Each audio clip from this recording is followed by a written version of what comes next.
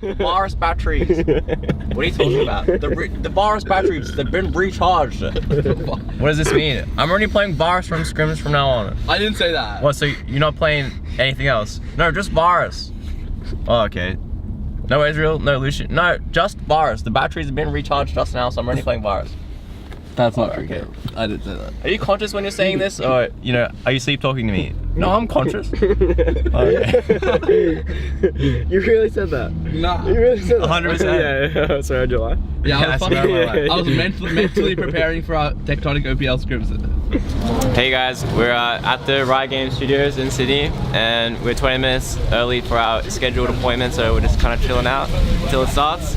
And yeah, we're about to go suss out what we're aiming to get into, the OPL.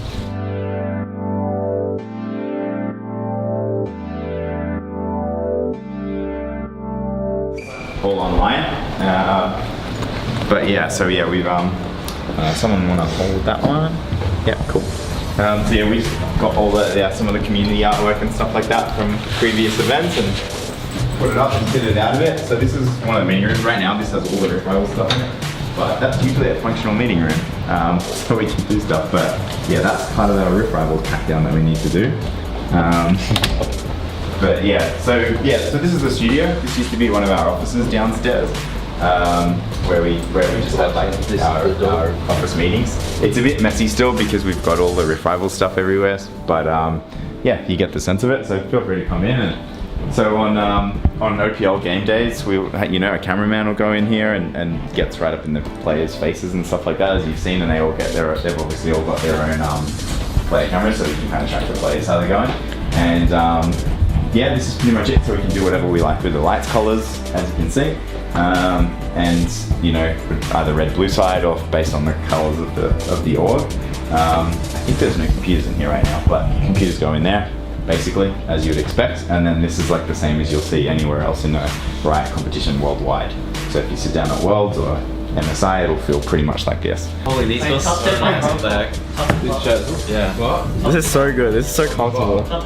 Really good. It was actually really cool, and then we got to see all the meeting rooms, and we got to see the game room, and I got photos in the game room, which was really nice, and I really wanted that. And now I have new profile pictures on Facebook and Twitter. And yeah, I'm just excited. I'm really excited to try and get OPL next year because I just want to play OPL.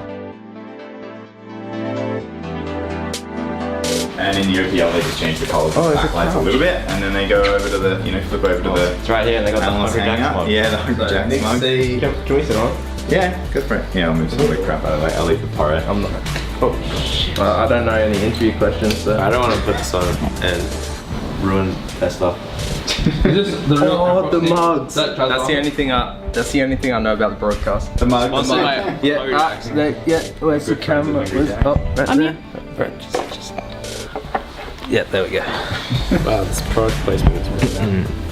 Yeah, so the casters have TV screens in here, but they end up usually sitting on here and like just watching the big ones, and then they kind of cast facing that way. But yeah, so these cameras are like, I don't know what they're called, but they spin automatically and the guys can control them. So they set like this is shot 1 and then this is shot 2, and then they swivel around. They can adjust the camera shots from the comms room, so that we don't actually always need a camera person in here unless they're using the chip. What is this? That's a Jake Spawn Tiberi special. Other side of the stage is identical but facing the other way, which is that one in there. So that so they are separated. Did you guys know they were separate? Yeah. Cool. Yeah, so the separation is so that we can put that wall in the middle to reduce the sound, so that the soundproofing on the headphones doesn't need to be so loud. When you go to Worlds, the headphones with the white noise, it sounds like it's raining really hard and the roof's like right there and it's tin, so it's super fucking loud. You cannot hear anyone unless your teammates are like yelling, talking quite loudly. Yeah. You can hear game noises and people talking, but it's so loud. But it does give you a bit of a headache and stuff. So it's like, we want to keep that as low as possible. And our white noise, actually, let's have a look. Did you put the headphones on? No.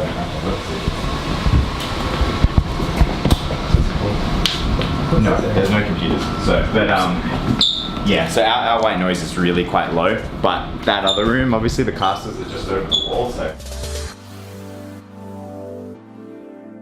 Where the magic happens. Yeah, it's where the magic happens. A lot of the equipment is out of here because we used it at Rift Rivals, but the guys that use the equipment in this room is like they have an EVS which is like cuts all the channels coming in, so you can see all those grey boxes there, or all those ones over there is all the channels that we get in that we can record from the game, which is like all the player cameras, all the spectator 1, 2, what all the players are seeing, and we'll have someone in there during the game that can like clip that up for like replays and stuff like that during the game. Then we've also got like an editor and an edit suite, so we can make the content from all the stuff that we record for the games and the mic checks and all that type of jazz. The director will stand here, and there's all the lighting buttons, all the audio controls for all the 20 or so channels that we're getting and recording and stuff like that. And then the person controlling like what you see and like when the overlays come up and all those bits and pieces. So during an OPL game day, you'll usually get about 10 people in here, plus there'll be 2 cameramen, as well as the casters, and then the video editor and a whole lot, other bits and pieces like that. But so this is actually pretty similar as what you'd kind of expect to see in like a studio network, like a Channel 7 or something. It's like when they have a little studio that they'll kind of rent out or whatever it might be, it would have quite a lot of similar equipment to this. So that Rengar room where all the junk is at the moment, one of the teams will sit in there. And then they use the bathrooms in there and things like that. So the rest of this will be not.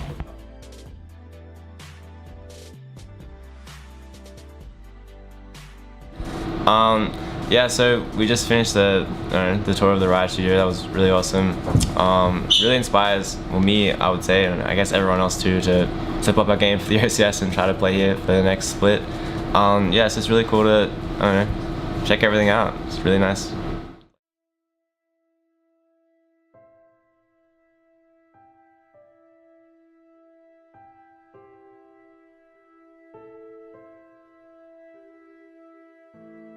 I think the bootcamp went pretty well. Everyone tried their hardest, and we scrimmed 2 times every day, which is a lot more than what we normally get. I felt the bootcamp went really well.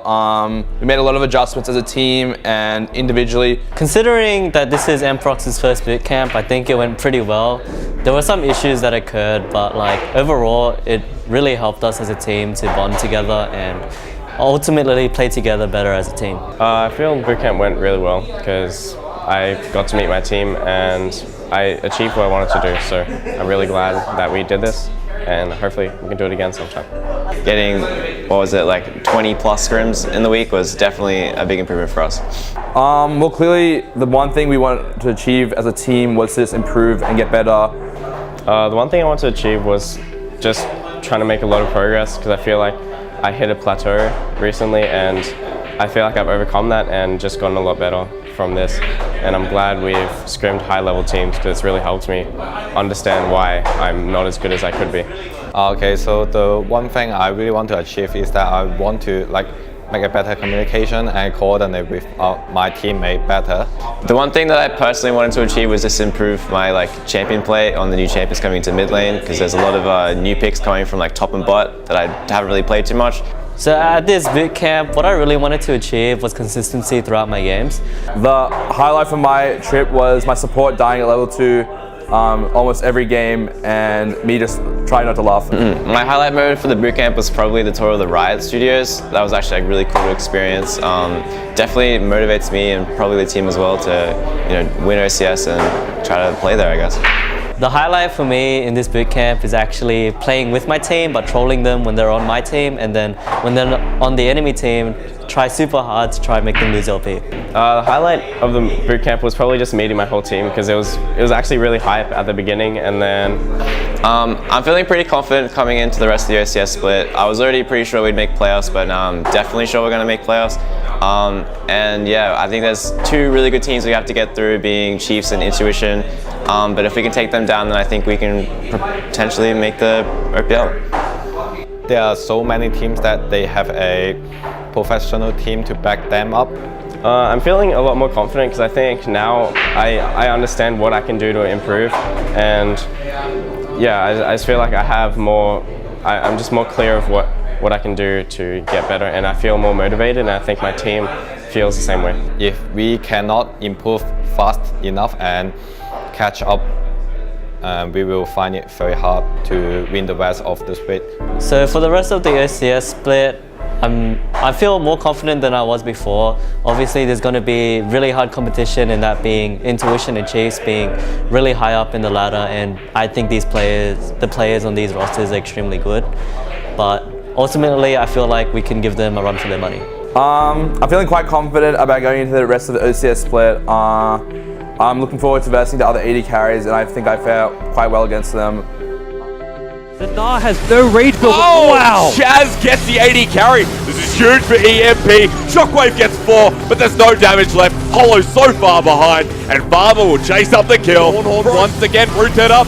The Wombo combo starting up, but remember, no heroic entrance to Segoy. It all comes for naught. A 4-man Cataclysm. The Wombo gets its knock up, but the culling is shredding everyone. A triple kill for Segoy, but Young Cat lives. But there'll be damage from Farmer. Watch him as Emprox get out the back, but Ecotoxic has the flash, and Y coming in with Chaz. Not a good moment for the Dark-Sided. A suppression, another double going to Thean, and Emprox played that so cleanly. And Thean's hello bottom lane. Crimson Gaming, they like to move. Remember, we said macro. Is it going to bite them in the bum? I think it might. Emprox, Thean, massive ultimate so early in the game. But Cannon Top has just decided to take Crimson home. And Emprox, holy moly. This 1-4 setup with the Aurelia down bot lane. Darkseid are going to have to pull off a crazy rotation. Well, the teleport's actually there, and maybe Thean wants to turn on, but I think he's going to die here. He's got enough damage, maybe not. He'll already pick up 2. He gets the 3rd. How do you do this? Point. Chaz takes down the last kill, an ace to end it for Emprox, and they will finish week 2 of OCS. They don't care about the fight. The last hit comes through from Wei, and Emprox out clean Tectonic. That was a beautiful game from Emprox. And they've just showed the top side is really the place to be. Because right now, the bull with the horns has led Ground Zero to it. They got the dragon. Young Cat instantly teleported this without damage the whole time and take the game. So does Chaz. They're going to take the game, and we were talking about it before. Great start here for week 11, and Bombers, they'll be knocked out while Emprox soar ahead.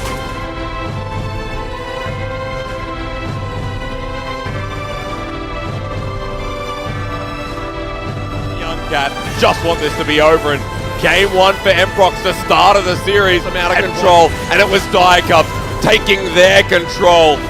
And we go to a Game 3 for our first in the OPL.